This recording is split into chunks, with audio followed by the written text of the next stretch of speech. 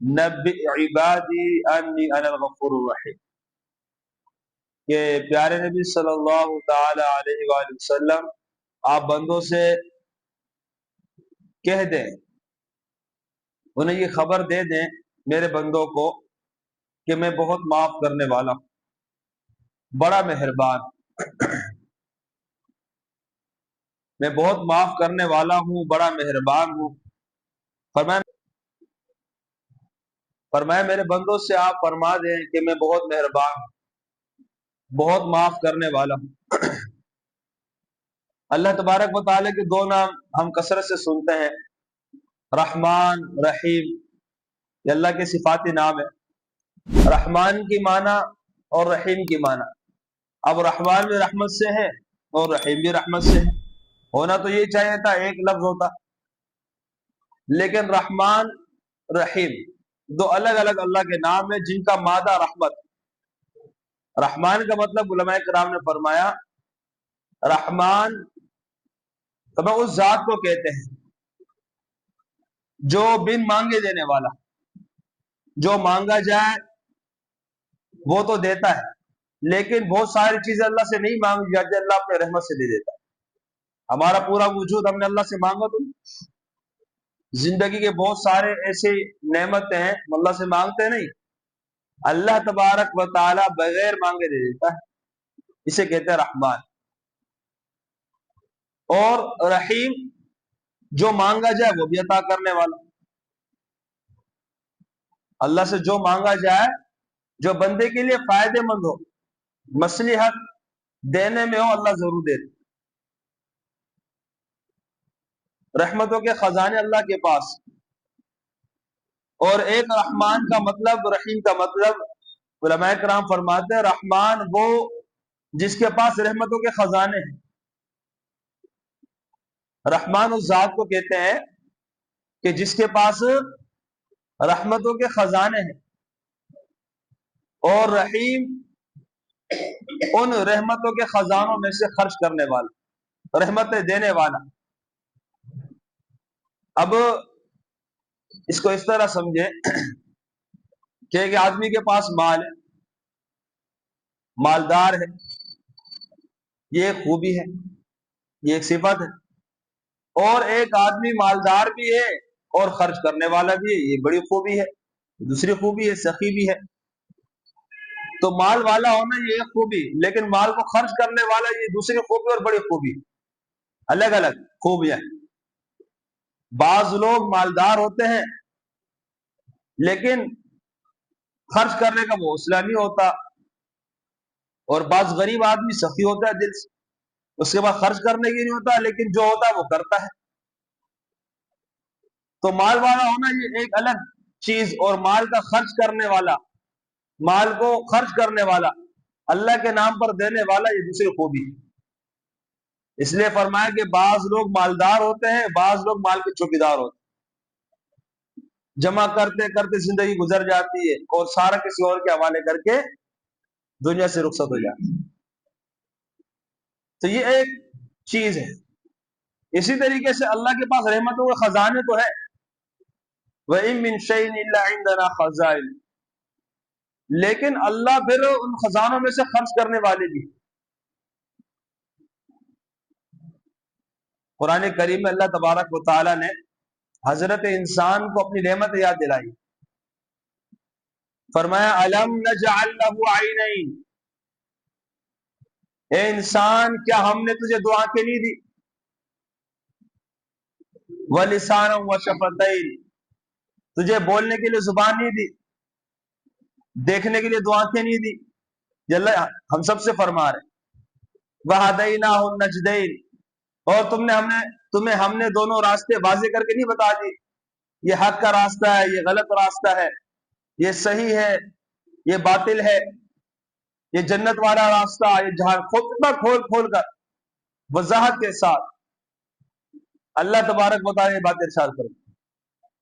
اور کہیں فرمایا جا رہا أَلَمْ نَجْعَلِ الْأَرْضَ مِهَادًا وَالْجِبَالَ أَوْتَادًا، اے انسان کیا ہم نے پہاڑوں کو، زمین کو ہم نے تیرے لیے بچھونا نہیں بنا دیا فرش کے مانند، اور پہاڑوں کو ہم نے تیرے لیے مضبوط کیلوں کے مانند پیدا کر کے زمین کو مضبوط کر دیا. وَجَعَلْنَا نَوْمَكُمْ سُبَاتًا، ہم نے تجھے نیند کی صورت میں کتنی بہترین نعمت عطا کی.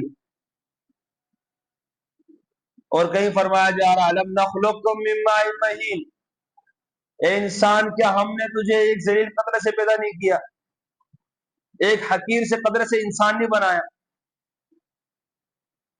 یہ اللہ اتنی ساری نعمت ارشاد فرمانے کے بعد اب انسان کو چاہیے تھا اللہ کی فرما برداری کرتا، اللہ کی اطاعت کرتا، اور اللہ کو اپنا مطلوب اور مقصود بنا کر زندگی گزارتا.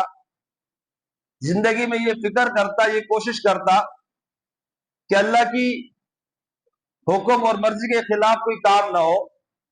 ہونا تو یہ چاہیے تھا، لیکن اللہ تعالیٰ فرماتے اتنی ساری نعمتیں ہیں لیکن انسان کا حال کیا ہے؟ قُتِلَ الْإِنسَانُ مَا أَكْفَرَهُ. اللہ فرما رہے خدا کی مار اور انسان پر کتنا ناشکرا ہے. من أي شيء خلق، اس کو کس چیز سے رب نے بنایا ہے، پیدا کس چیز سے کیا ہے؟ من نطفة خلقه فقدر، ایک بوند پانی سے، اور فرمایا کہ پیدا کرنے کے بعد کیسا خوبصورت بنایا ہے. فقدر، ترتیب سے بنایا ہے. اور فرمایا کہ ثم السبیل یسرا، پھر اس کا راستہ بھی آسان کر دیا، زندگی گزارنے کے جتنے مراحل ضروریات سب مہیا کر دیا. ثم اماتہ فاقبر، پھر اسے موت بھی دے گا، پھر اسے قبر میں بھی عزت سے رکھوائے گا. ثم اذا شاء انشرا، پھر جب چاہے گا دوبارہ اسے پیدا بھی کرے گا. کلا لما یقض ما امرا، اے انسان ہرگز تو اس بات پر پورا نہ اترا جو رب نے تجھے بتایا، جو پیغام رب نے تجھے دیا تو اس پر پورا نہ اترا. کتنے سارے انسان، اللہ کے بندے کتنے ہیں، اور پھر حقیقی بندے کتنے ہیں، تو اللہ کو ماننے والے کتنے ہیں، پھر اللہ کی ماننے والے کتنے ہیں، اللہ کو راضی کرنے والے کتنے ہیں. ان الانسان لربه لکنود وانه على ذلك لشهید. اللہ تعالیٰ فرماتے ہیں انسان اپنے رب کا بڑا ناشکرا ہے، بڑا ناشکرا ہے، اور فرمایا اس کی زندگی خود اس پر گواہ ہے. وہ زندگی کیسے گزار رہا ہے. ہم نعمتوں کے ملنے پر الحمدللہ کہنا بھی بھول جاتے ہیں. ہمارا حال تو یہ ہے، ہمارا حال تو یہ، گناہ تو کر ہی جاتے ہیں، اللہ سے پکڑتا نہیں، لیکن این نعمتوں کے ملنے کے وقت ہمیں اللہ کی نعمت کا استظہار کتنا ہوتا ہے. اگر اللہ تعالیٰ ہر نعمت پر شکر واجب کر دیتے، قرار دے دیتے، تو ہمارے لیے کتنا مشکل ہو جاتا.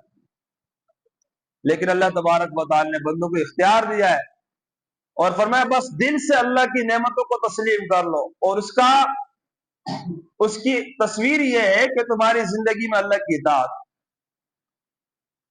بے نمازی بندہ اللہ کا شکر گزار بندہ نہیں ہو سکتا، جتنا وہ زبان سے کہتا رہے. لیکن جو نماز نہیں پڑھتا وہ اللہ کا شکر گزار بندہ ہے ہی نہیں، جو اللہ کے حکموں کو توڑنے والا ہے. ایک بچہ زبان سے کہے کہ میرے والد بڑے اچھے ہیں، میرے والد بڑے اچھے ہیں، تعریف کرے. ہاں ایک تعریف ہے نا. باپ کہے بیٹا پانی پلا دو، ابا یہ مجھ سے نہیں ہوگا.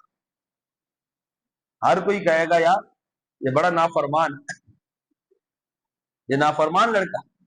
حالانکہ اس بات سے تو وہ کہہ رہا میرے والد بڑے، اپنے والد کی تعریف کر رہا ہے، لیکن والد کے بات پر عمل نہیں کر رہا. ہر کوئی کہے گا یہ بچہ نافرمان ہے، یہ والد کا نافرمان ہے. اسی طرح زبان سے ہم کہتے رہے الحمدللہ اور اللہ کا شکر ادا کرتے رہے، لیکن زندگی کے اندر، زندگی میں اللہ کے حکم زندہ نہیں ہے.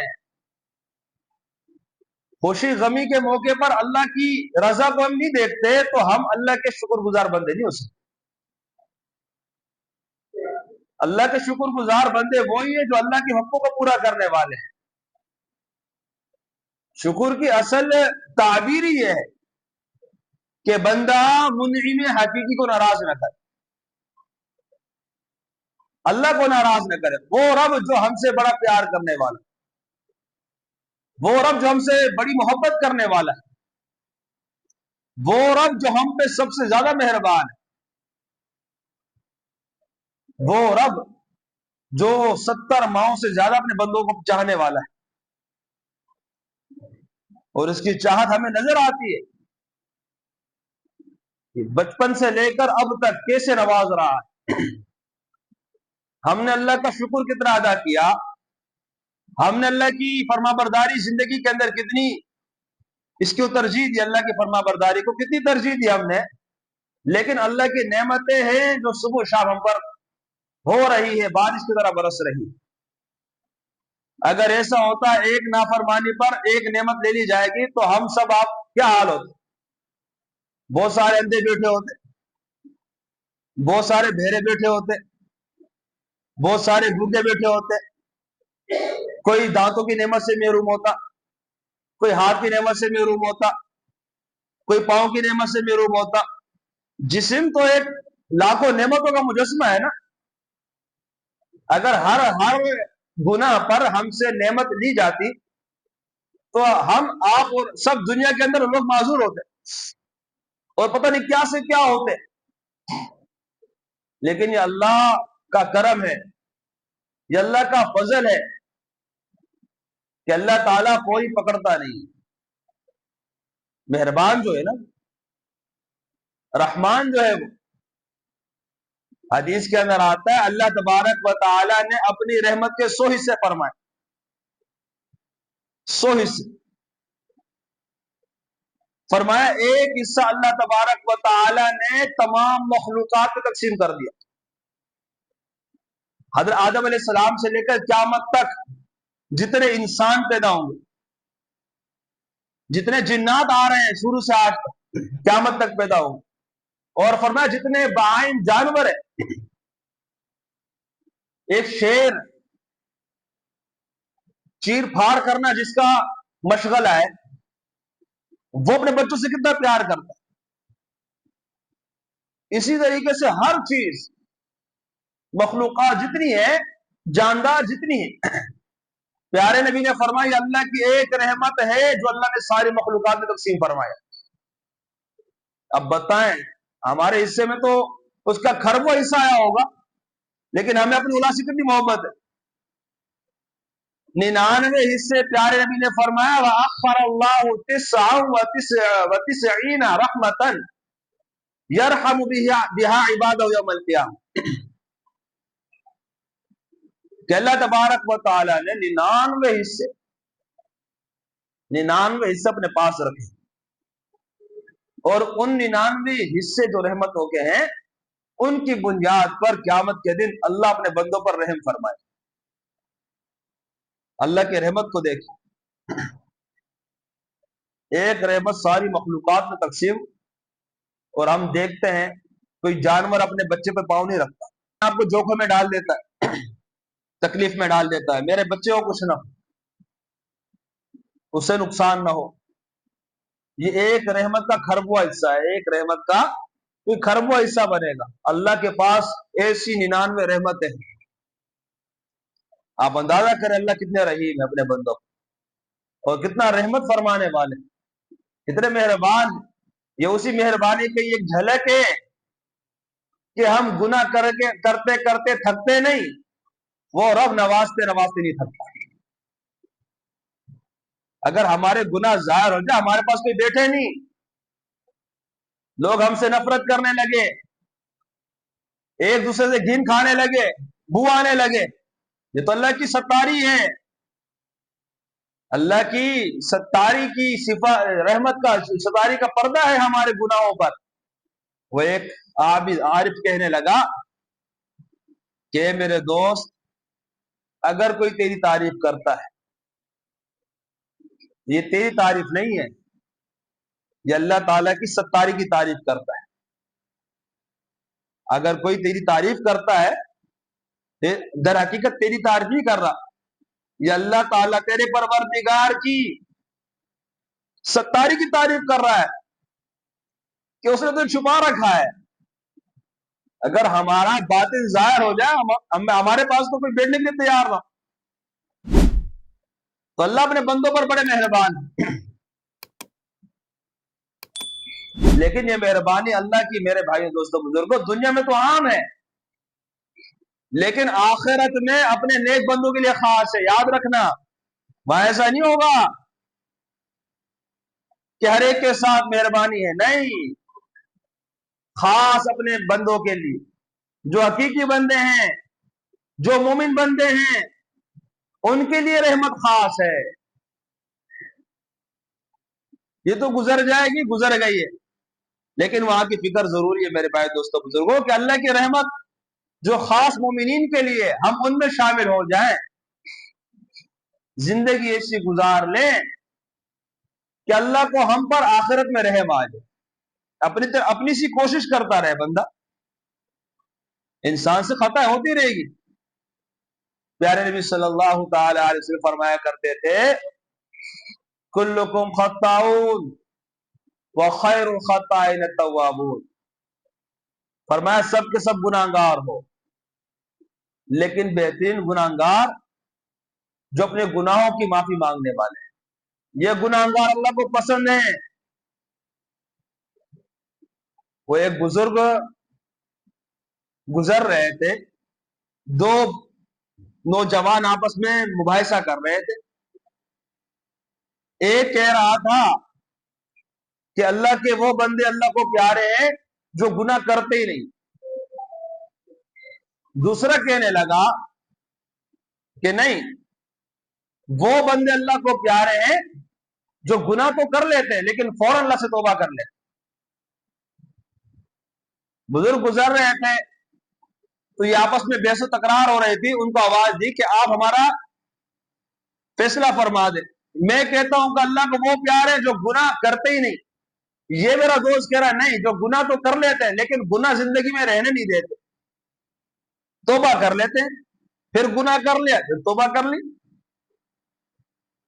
تو بزرگ فرمانے لگے بچوں میرا اپنا تجربہ تو یہ ہے کہ گناہ گار ہو اور توبہ گار ہو، یہ اللہ کو پسند زیادہ ہے، کیونکہ اللہ سے ہر وقت رابطے میں رہتا ہے۔ میں نے دیکھا ہے زندگی میں کہ میں نے دھاگے کا کام کیا ہے، ایک عرصے تک دھاگا بنانے کا، جہاں دھاگا ٹوٹتا ہے میں اسے جوڑتا ہوں، پھر اس پر خاص نظر رکھتا ہوں کہ دوبارہ ٹوٹے نہیں۔ فرمایا اسی طریقے سے جو بندہ رب سے ٹوٹ جاتا ہے پھر جڑتا ہے، اللہ کی اس پر خاص نظر ہوتی ہے،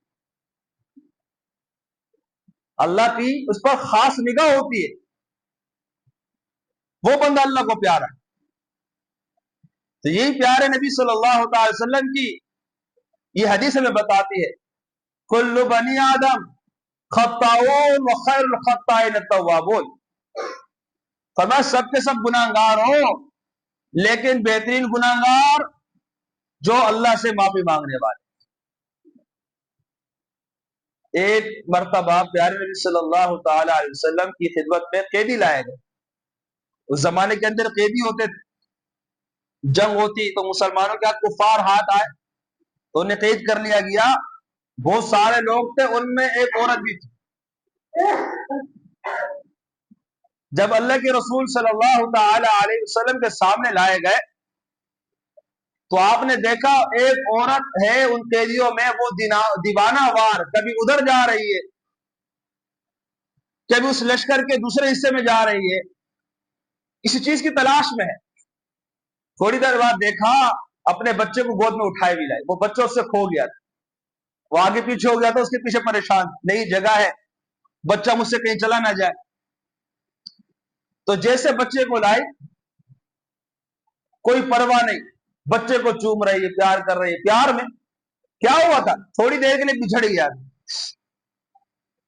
تھوڑی دیر کے لیے اسے بچھڑ گیا تھا، گم ہو گیا تھا، اسے اپنے سینے سے لگایا، چمٹایا، چمٹ گئے اس سے، اور اسے پیار کر رہی ہے، پھر اسے سینے سے لگا لی۔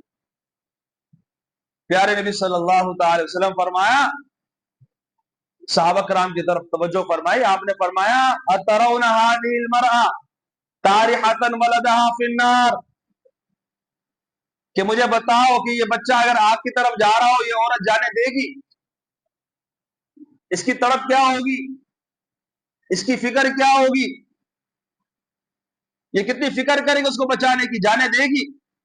صحابہ کرام نے فرمایا لا واللہ یا رسول اللہ، اللہ کی قسم جیسی محبت کے اندر تھوڑی دیر میں گم ہی ہوا تھا، اتنی محبت یہ تصور سے باہر ہے کہ آگ کی طرف جا رہا ہو اور عورت اسے جانے دے، وہ تو اپنے جان قربان کر دے گی اس کے لیے۔ فرمایا میرے صحابہ تمہیں سبق دے رہا ہوں، اللہ ارحم بہا، اللہ ارحم بہا، اللہ ارحم بعبادہ من ہذہ بولدہا او کما قال۔ فرمایا جتنی اس عورت کو اپنے بچے سے محبت ہے نا، اللہ کو اس سے کہیں گنا زیادہ ہم سے محبت ہے، اللہ کو کہیں گنا زیادہ اپنے بندوں سے محبت ہے۔ حضرت داؤد علیہ السلام، اللہ تعالیٰ نے فرمایا، روایت میں آتا ہے میرے بندے داؤد اللہ کے نبی تھے، فرمایا اگر میرے گناہگار بندوں کو اس کی خبر ہو جائے میں ان سے کتنی محبت کرتا ہوں، فرمایا ان کے سینے کلیجے خوشی سے پھٹ جائے، گناہگاروں سے محبت۔ اور ہم دیکھ رہے ہیں اللہ کی محبت، یار ساری زندگی گزر گئی اللہ کو نہیں مانتا لیکن اللہ اس کی دھڑکنی بھی چلا رہا ہے صبح سے شام تک اللہ اس کو بھی نواز رہا ہے، بلکہ کبھی کبھی اپنے پیاروں سے زیادہ اس کو نواز رہا ہوتا ہے۔ حکمت تو یہ اس کی رحمت ہمیں نظر آ رہی ہے نا۔